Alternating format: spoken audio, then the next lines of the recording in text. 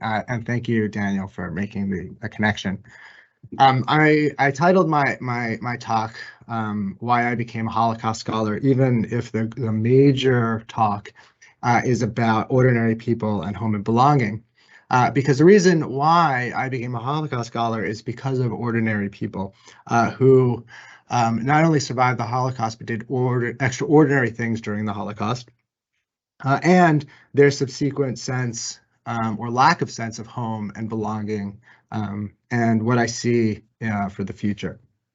I also wanted to talk about why I became a Holocaust scholar, because I don't want to talk simply about the reasons why the Holocaust is important to learn about, but more why we should be motivated to learn about the Holocaust for the sake of our own understanding, as well as for the sake of society. I just want to say one thing before I start talking about my grandparents and my professional trajectory, and that's about ordinary persons.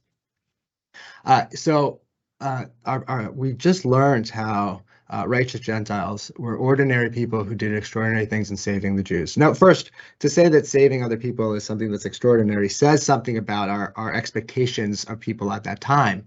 But more importantly, the number of 28,000 people, while that seems like a huge number, compared to the 2.7 million Europeans that lived in 1939 Europe, the number is actually quite small. It's about 1%. If you even imagine that the 28,000 people, instead of being global, all lived in Europe. One might then immediately think that 28,000 people, while they may be ordinary just by virtue of statistics, have to be extraordinary people. They themselves saw themselves as ordinary. They themselves saw themselves as doing what they should do and what they wanted to do without any inner conflict, without any inner turmoil. And I'm not saying this just to say, the research backs this up. What else? Another thing that we have learned from these righteous Gentiles is that the reason why they seemed they seemed to themselves as so automatic in their motivation to save others was because of two factors in their lives that really spoke to their, not necessarily instinct, but almost reflex of motivating to save others. The first is that they had experience doing good things for others throughout their lives. And they saw their parents or their neighbors or role models doing good things for others as a matter of course. The second is that not only did they do good things for others, but most often, both in terms of the righteous Gentiles and in terms of people who tend to speak up today, is that they've had experience speaking up in a less or in a lower stakes environment, such that they have practice in being efficacious in acting on their values. So when we think about the relationship between what is ordinary and what becomes second nature, one of the things to really think about is not simply what people do in extremis or in times of great conflict, but really what they do in their everyday. So let me talk about my grandparents, and let me talk about why I became a Holocaust scholar. So the outline of my talk is going to go as follows. I'm going to talk about my grandparents' legacy. I'm going to talk about teaching at a medical school. Then I'm going to go and discuss why I started working with the MIMEH Institute for Medicine, Ethics, and the Holocaust. And then I'll close with my greatest concerns for the future. So if you don't mind changing the slide. So my grandparents were Sarah Goldsman Bedzow and Charles Hanan Bedzow. Sarah was born in 1926 in Leopoldov, Poland, outside of Warsaw. Her family owned a grocery store and a bakery. She lived a happy life as a young child. But when she was 15 in 1941, the German soldiers searched her house with the desire not only to intimidate and scare the Jewish community, but also to start dehumanizing them. At 15, when the German soldiers entered the home to basically just take everything that they can, my grandmother not only quietly and effectually hid her mother's jewelry and family heirlooms, but she smuggled the family Sefer Torah, like the Torah scroll that they owned, outside into a family barn at great expense to her life. She survived. We still have that Torah scroll today. But it became, like, that story became an identity marker for her in terms of no matter what environment she put herself in, she always knew what she needed to protect and who she needed to save. And yes, I can gladly turn my camera. I'm sorry for that. And who she needed to save. When she was 21 years old in 1947, the ghetto that they put the Jewish community in was liquidated, and she saw many of her family members sent to Sobibor concentration camp. She again escaped and lived in the forest, and eventually joined a group of Jewish partisans. And as a partisan, one of her roles, or one of her responsibilities, was to blow up trains that held German troops and to fight the Nazis wherever she could. So here you have a 21-year-old, for lack of a better term, like a young girl who really became a strong woman in the forest, fighting for her, not only for her life, for the lives of the other partisans that she worked with. Charles Bedzow was born Hanan Bedzowski in the town of Lida, which is now located in Belarus. And when Lida was confined to the ghetto, or the Lida Jews were confined to the ghetto, he watched his fellow townspeople systematically murdered. He himself, with his siblings and mother, fled the ghetto to join the Bielski Brigade. He joined the Bielski Brigade at 17 years old, and his missions involved collecting supplies for the group, scouting, sabotage, and ambush. Now, you may know about the Bielski Brigade, you may not. There was a famous movie called Defiance that talked about the Tuvia Bielski and the Bielski brothers. And because there was a movie about it, it seems as if that they were superheroes, or they were extraordinary people that led a group of 12,000 people, created a community where there was a hospital, classrooms, a soap factory, Turkish bath, tailors, butchers, and even musicians who played at festivals. But they also were ordinary people. It's amazing to me, if you look at the lives of Tuvia and his brothers, even if we picture them as Daniel Craig and Leif Schreiber, they lived normal lives. Aaron, who is the youngest, ran a taxi business in New York. Zussel operated a trucking and taxi company, and Tuvia actually ran or rode or drove one of the delivery trucks. My grandparents also did great things after the war, but for all intents and purposes, they were normal things. They raised a family, they ran a business, they made friends. They did not live heroes' lives, just like the Bielski brothers didn't live heroes' lives. More importantly, I think for the contemporary moment and for this talk,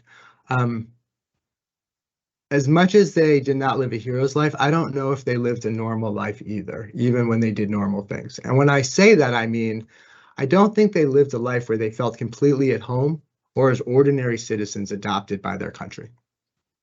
Now, like, as a child, they didn't speak of their experiences, and I only learned of their experiences as I grew up and they began to open up and reminisce about their lives even before the Holocaust. Through hearing and learning about what they did, I learned about heroism, I learned about survival and personal resilience, and it shaped my views on the choices that individuals can and do make. But it also gave me a really strong understanding of the major socio-political assumption that my grandparents and their siblings held, which I still think undergirds many contemporary debates in civil and political society. This major social and political assumption that they have is an inherent distrust of acculturation. They perceive their inability to be fully accepted, and therefore to fully accept the countries which they called home, led for them a dissonant sense of identity and a deep skepticism in delegating to the state the authority to shape and reinforce social norms. As immigrants, they quickly tried to adopt American and Canadian values and ethos. They wanted to become as American and as Canadian as their neighbors. Yet at the same time that they were striving to live the American and Canadian dream, they continued to recognize, and not necessarily in themselves, but were made to recognize that they were something other than American and Canadian. Partly that differentiation or that difference was driven by their desire to maintain their Jewish heritage and pass their religious and cultural traditions to their children. But the recognition was also due to nationalist or nativist sentiments that periodically grew in political strength and was ever present, at least in their eyes, as an underlying social subtext, both in different parts of America and in Quebec. The assumption that as minorities they would never truly be accepted by the countries in which they lived led each of them to be outwardly patriotic, yet also proudly Zionist. Now, it's really interesting to be both outwardly patriotic and proudly Zionist, stemming from that same insecurity. I mean, they were grateful to the countries that gave them a new life. But I also think that their outward patriotism reflected their need to demonstrate to the countries that accepted them and to the people that were already there that those countries did not make a mistake in letting them come. It was as if their patriotism reflected the need to ease the doubt left by a contingent acceptance. So I, as a grandson who was born an American, did not want to see myself in the same ways that they saw themselves. I wanted to see myself as a citizen of this country like everybody else. I didn't want to carry what I saw as the shame and victimhood of being a grandchild of Holocaust survivors. I didn't want my personal or my professional identity to focus on or be related to the atrocities of Europe and the otherness that my grandparents still felt. Turn the slide, please. And then I started teaching in a medical school, which seems like a non sequitur, but you'll understand why. So when I began teaching at New York Medical College, and it's not unique to New York Medical College, it's at every medical school. I went there to run their biomedical ethics and humanities program, which was not only meant to teach medical ethics, public health ethics, interprofessional ethics, but also to help medical students and medical professional students learn how to adopt a professional identity that spoke to their goals and values, as well as the professional ethos and expectations and duties that they would have. So in teaching medical ethics to these future physicians, I saw how early 20th century discourse on medico-social issues such as eugenics, euthanasia, the pathologizing of human diversity, continued to inform both the language and the content of their discussions and their background and texts and articles that they had to read on genetic enhancement, death with dignity debates, and on the identity of people with particular either mental or physical disorders and disabilities. In teaching them and hearing them discuss amongst themselves these social yet healthcare related topics, I heard arguments which weren't as strong, but definitely reminiscent of the Holocaust. And I realized that the truth of my grandparents' unease, and I realized also that rather than run away from my past, I needed to embrace it for the sake of a better present and future. I truly understood and continue to understand and continue to appreciate how the importance of Holocaust education is that it can be a means to learn from history and not simply learning of history. The necessity of Holocaust education, at least in healthcare and in medical ethics, is not simply for the sake of understanding the development of codes of ethical conduct and research, or even understanding the individual psychologies of those who suffer from trauma. It's truly essential as a way to understand how the connotations of medicalized language can push social and political agendas, and the implications of those agendas if one does not have the tools to thwart them. For medical training, and also true for health law training, the Holocaust is especially important because unlike any other genocide in history, the Holocaust was deliberately framed as a public health campaign. Moreover, physicians were the largest professional group to join the Nazi Party and were the driving force behind the Holocaust, despite the fact that German medical schools set the standard of excellence for medical training at the time, and the German medical profession had strong codes of ethics. Just so we're fair, the legal profession was not far behind the medical profession in this. But through learning why physicians and other professionals so quickly joined the Nazi Party and became so instrumental in promoting public health at the expense of their individual patients and minoritized communities and marginalized communities, today's medical students, medical professionals, and health lawyers can learn how to avoid the same pitfalls. Please pass the next slide. So I also realized that teaching in a medical school was necessary but insufficient. In order to really understand what public discourse is on these medical and public health topics and start to change the way people are perceiving use of the Holocaust as analogy, as well as use of the Holocaust for good lessons, I started working with the Maimonides Institute for Medicine, Ethics, and the Holocaust.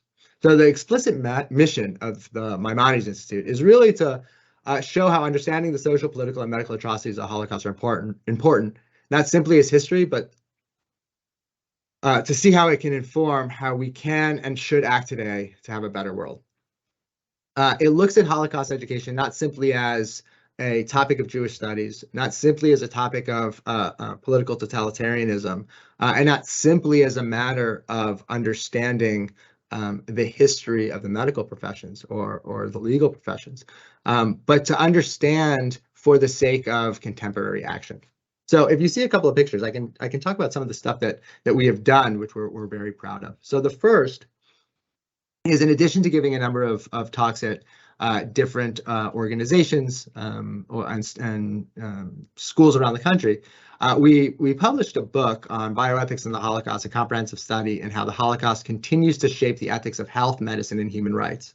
Now, publishing a book is great, but what we're really excited about is that we partnered then with the USC Shoah Foundation to create an online course using each chapter as its primary text for high school, university, and professional school students. So it allows us to then not only give talks to make people aware of Holocaust, the importance of Holocaust education, but actually to create Holocaust education that does this type of stuff that we're aspiring to do. We also, as you see on the bioethics and the Holocaust bottom right-hand corner picture, we also partnered with organizations such as March of the Living, especially during the COVID pandemic when we weren't able to be in person and travel, to run an online program that examined how lessons of the Holocaust can teach us about potential ways to respond to some of the challenges of the COVID-19 pandemic. So we not only looked at particular instances, but we also had speakers such as Albert Bourla, who's a Pfizer, speak about one of the motivations that he had in becoming involved in the pharmaceutical industry was based on his history of being the son of Greek Holocaust survivors.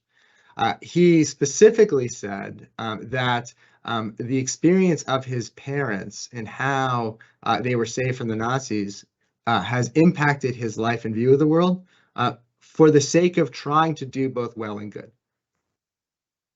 He now speaks more openly about his parents' life and how the relationship to his past is speaking to what he wants to do professionally in his future. On the top right-hand corner, you could see me with Pastor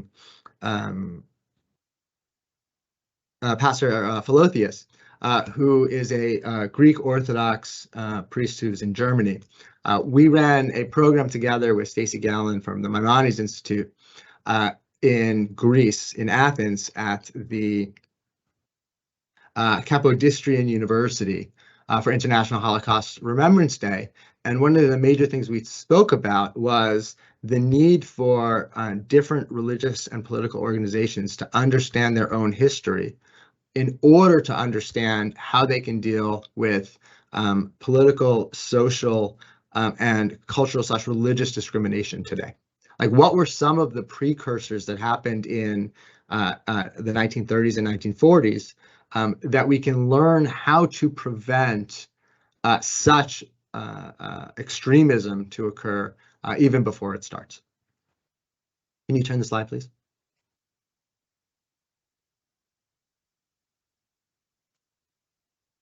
So given why I became a Holocaust scholar and some of the stuff that I've been doing both in medical schools now at Emory Law School and also for the Maimonides Institute, let me just give a brief intro into what or diatribe into what my greatest concerns are for the future.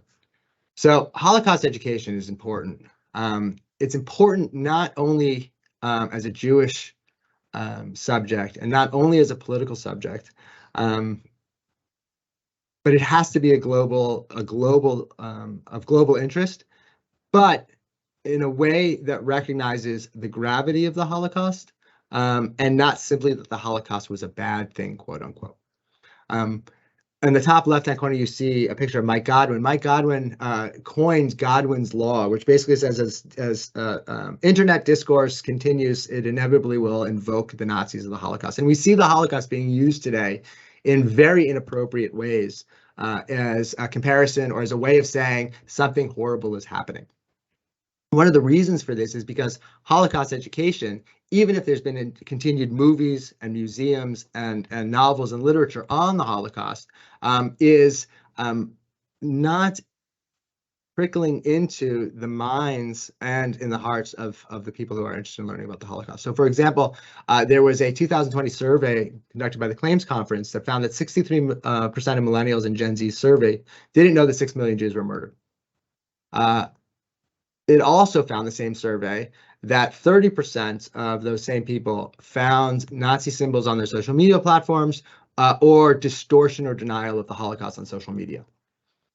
The survey continued to then find that 60% of respondents believe that something like the Holocaust could happen again. Now, what I find most troubling about those three statistics is that if 60% of respondents believe that something like the Holocaust could happen again, but 63% of the millennials and Gen Z surveyed didn't know how many people died in the Holocaust, then what do they think is happening again? Is it just something that's atrocious, bad, morally contemptible? Or is there some sort of disconnect between what people know and what people are afraid of?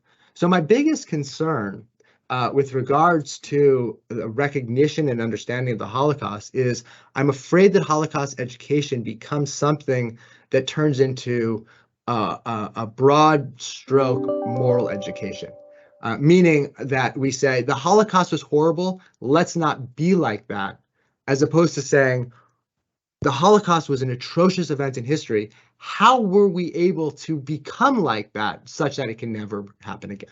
So I'm hoping that my greatest concern turns into an aspiration and a hope for all of us to continue learning not only that the Holocaust was bad, but what about the Holocaust allowed it to occur.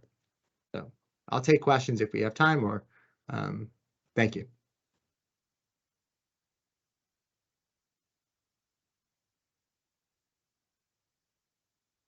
We do have time.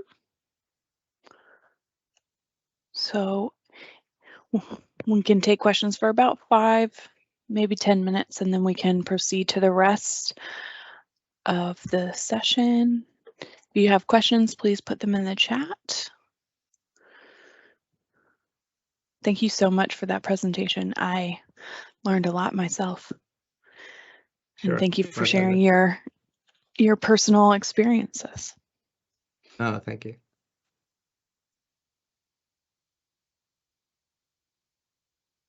So I will say this, if no one has questions, or if you may have questions after, you can always feel free to email me at ira.j.bedzow@emory.edu, and I'd be happy to answer them too. But I see that one just came up. Yes. Do you think the Holocaust motivated Jews to be involved in civil rights and other causes? Yeah, that's a really good question. So look, I would say this. A lot of times we look at Jewish activity or Jewish action today in light of its most recent event. I think that the Holocaust, while it's unique in the ways in which or how it looked to solve the quote-unquote Jewish question, which I can't believe I even used that expression.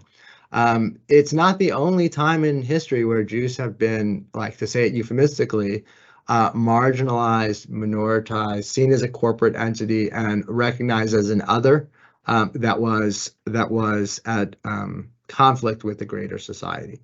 So, because Jews always have a history of straddling otherness and desire to be incorporated, or at least recognized, it has the ability to also understand and to see when other groups are in that same position. Now, I'm not saying that Jews are involved in civil rights because it's happening to others, it can happen to Jews also. Not at all. I think that the sense of social empathy, of this happened to us, we know how bad it is, we will not allow it to happen to others, is very much part of the sentiment. But I also wouldn't put Jews in such a big homogenous category. There were many Jews that were involved in civil rights and social justice. There are also Jews that aren't. Some of that speaks to how comfortable those Jews feel as part of the greater society in which they are, and how uncomfortable or how different they see themselves in terms of not only will they be efficacious, but will they put themselves at risk by standing out too much? And you see the differences both in who speaks up, how they speak up, when they speak up, over time and over demographics. So.